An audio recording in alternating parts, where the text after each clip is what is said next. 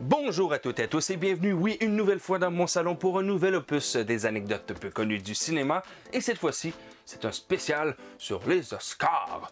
Oui! Oscar.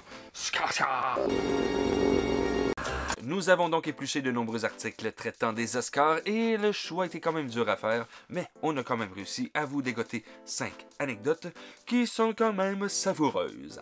Nous y allons donc immédiatement tout de suite, to the go, I go, go! Dans mon salon, dans mon salon, dans mon salon, dans mon salon, dans mon salon, dans mon salon, dans mon salon, dans mon salon,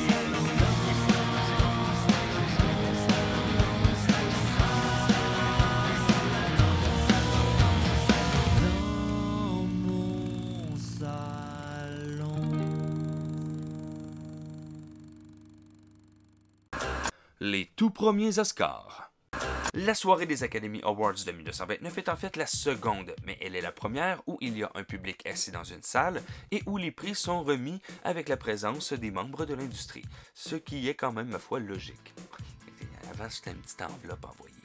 La première cérémonie a eu lieu lors d'un souper privé où environ 270 personnes y siégeaient. Ils ont été présentés en 1929 au Hollywood Roosevelt Hotel à Los Angeles, en Californie. La cérémonie en tant que telle n'a duré qu'une quinzaine de minutes, avec 25 films en nomination et 12 catégories, versus 24 catégories et 160 films nommés en moyenne de nos jours.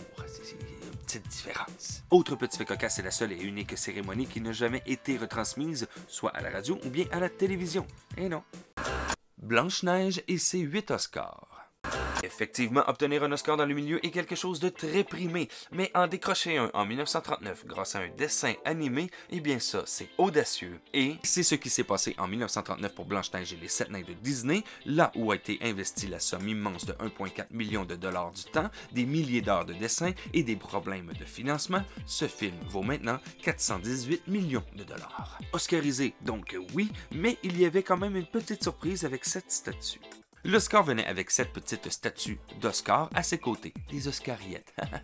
Et ce fut la talentueuse Shirley Temple qui la présenta aux gens. Oui, c'est la seule statuette d'Oscar qui déroge de l'exemplaire protocolaire et ce cadeau fut donné probablement pour souligner le premier film d'animation à être oscarisé, mais aussi pour l'ampleur du travail réalisé par Disney au cours des dernières années.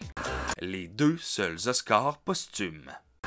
Comme à chaque année et comme dans tous les domaines, eh bien la grande faucheuse peut venir chercher n'importe qui. Mais est-ce que vous savez que dans toute l'histoire des Oscars, eh bien il y a seulement 2 statuettes qui ont été remises à titre posthume. Il s'agit de M. Peter Finch qui l'emporte pour son rôle incroyable de Howard Bale dans le film Network de Sidney Lumet, sorti en 1976. La puissance de son personnage et de son monologue, ainsi que cette phrase I'm as mad as hell and I'm not gonna take this anymore! Sont juste historiquement parfaites.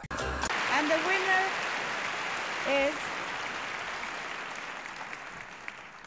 Peter Finch in Network. Peter Finch in Network. Oscar pleinement mérité. Et le second, eh bien, c'est Heath Ledger pour son rôle du Joker dans The Dark Knight en 2008, rôle qui avait marqué les esprits, les cinéphiles, les critiques, les amoureux du monde de Batman, et dont le personnage a probablement malheureusement fini par envahir l'acteur. And the Oscar goes to Heath Ledger in The Dark Knight. Autre Oscar mérité, absolument. Oui. De fameux remerciements. Les remerciements aux Oscars, c'est quelque chose de courant, voire même présent depuis le tout début. C'est juste logique. Bref, mais il y a quand même des limites en longueur et en courteur. Ça se dit-tu, ça, courteur? Ben non, ça se dit pas. Ben on dit quoi de bord? Le discours le plus long aux Oscars a été celui de cette chère Greer Garson qui a accaparé à tous 5 minutes 30 secondes après avoir remporté son prix de la meilleure actrice pour le film Mrs. Miniver en 1942. Et c'est pourquoi aujourd'hui il y a une petite mélodie qui indique aux gens quand il faut arrêter de parler. On arrête. Et si vous vous demandez qui a le discours le plus court, non, ce n'est pas Joe Pesci. Oh, it's my privilege, thank you. Qui a le record, mais presque, c'est Patty Duke en 1962. Thank you. Des discours courts, bref, concis et à propos. Et un ex aequo, hein? Ah, vous savez, c'est très important de savoir partager dans la vie. Oui, c'est pourquoi on se le fait répéter 135 millions de fois qu'on est petit, hein? Et c'est ce qu'on a dû faire en 1969 avec l'actrice Barbara Streisand pour son rôle de Fanny Brice dans le film Funny Girl de William Wyler sorti en 68, ainsi qu'avec l'actrice Katharine Hepburn pour son rôle d'Éléonore d'Aquitaine dans The Lion in Winter d'Anthony Harvey sorti en 68. Ils ont dû donc partager le score de la meilleure actrice. It's a tie. The winners are Katharine Hepburn in Lion in the Winter and Barbara Streisand.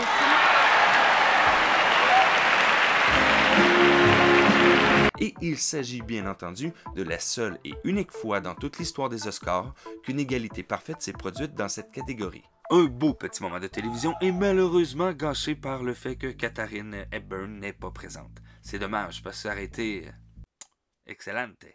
Et oui, malheureusement, c'est ce qui concluait ce nouvel opus des anecdotes peu connues du cinéma, spécial sur les Oscars. En espérant que vous avez apprécié cet opus, et si tel est le cas, bien vous pouvez toujours l'indiquer grâce au fameux pouce bleu. Vous pouvez aussi vous abonner à la chaîne, oui, tout en clochettant votre geste. Et bon, pourquoi pas, il y a aussi notre page Facebook. Notre page de Facebook, donc, qui est bien vivante. Bref, merci de votre visionnement, merci de nous suivre, et vous êtes toujours, oui, les bienvenus dans mon salon.